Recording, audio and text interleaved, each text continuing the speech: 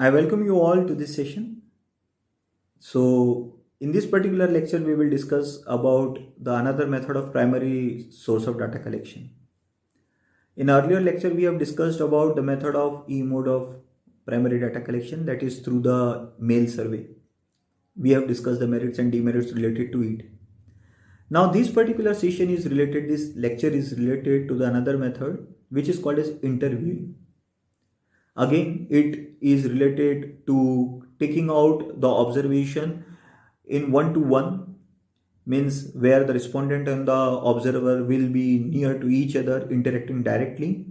So there are some different aspects that we should consider. We should learn about the various methods of the interviewing techniques. What are the merits of this method? Where it is useful? What are the limitations of this method? And how to take out the observations from this method. So we will start with the method of observation via interviewing.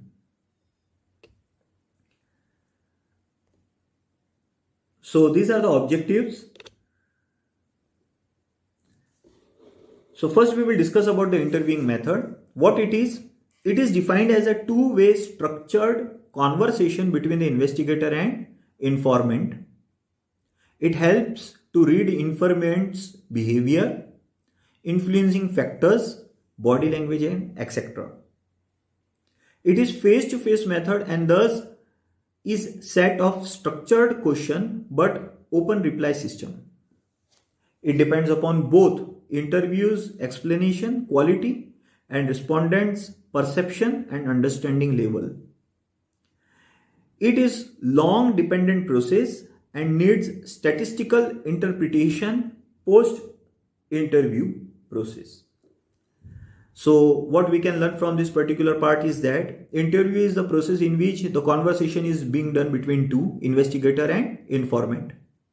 Second thing, what is good about this method is while taking the interview, the interviewer can observe the behavior, can observe the factors that are influencing at the time of interview or the answers to the question. It can also be related to the body language, how the body language changes for the reply of different questions. Since it is face-to-face method, so whenever we want to carry out some face-to-face method interactions, we write up the questions, then we follow one by one each questions and expect the answers from it. So the questions are very peculiar, questions are very specific, but we don't know reply. It totally depends upon what? It depends upon the respondent, informant. So this method is dependent upon both. It depends upon how beautifully you can or the researcher can take the interview, as well as it is also dependent upon what is the understanding level of the respondent, that means the informant, what question is being asked and what they are answering. So it depends upon the understanding level and the perception of respondent also. It is long dependent process. Once the process is completed, then the statistical interpretation is being done. After the post-interview, this process is being conducted. So these are some of the details that means how we can do the primary data collection by interviewing method. Now there are several methods for conducting the interview. It can be structured, it can be unstructured, non-directive, it can be focus interview, it can be clinical interview and depth interview. We will discuss one by one. Structure interview. Same questions are asked to all respondents and in the same sequence. It is also called as formal type of interview. It is easy to compile and have greater precision. It is fast and non-diverted type of survey. It lacks body and behavior observation patterns. The scope of exploration is limited. So this is very simple method in which you prepare the questionnaire or the set of questions and you ask the same questions to all the respondents or informants. It is also called as a formal type of interview. Thus, since the questions are very similar, the compilation becomes very easy. It is very fast method. But as the questions are uniform in nature, it lacks the observation related to the behavior.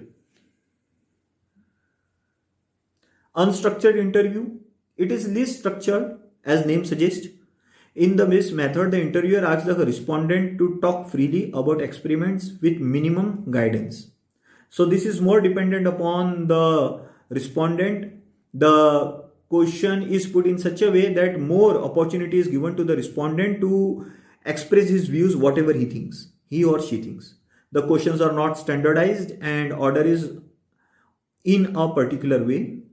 Since the questions are not fixed, we are giving more opportunity to the respondent.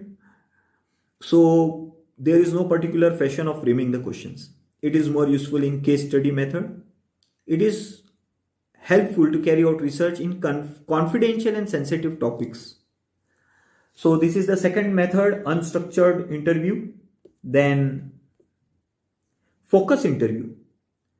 Now this is also called a semi-structured method. In this method, the focus is on the incident or experiment happened in which the respondent was observer.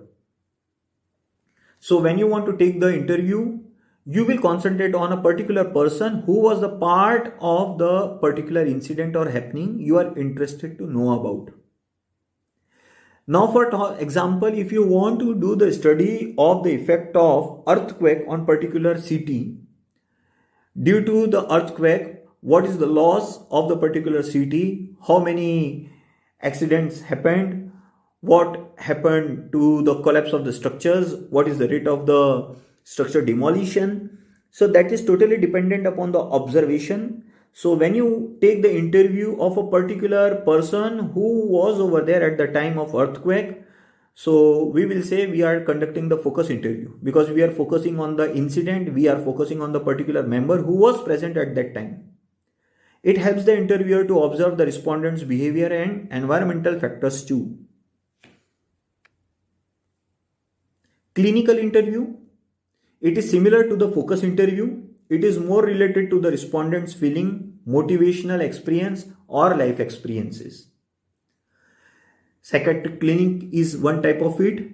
It encourages the participant to actively involve and freely talk about the research topic. So it is more a type of diagnostic interview.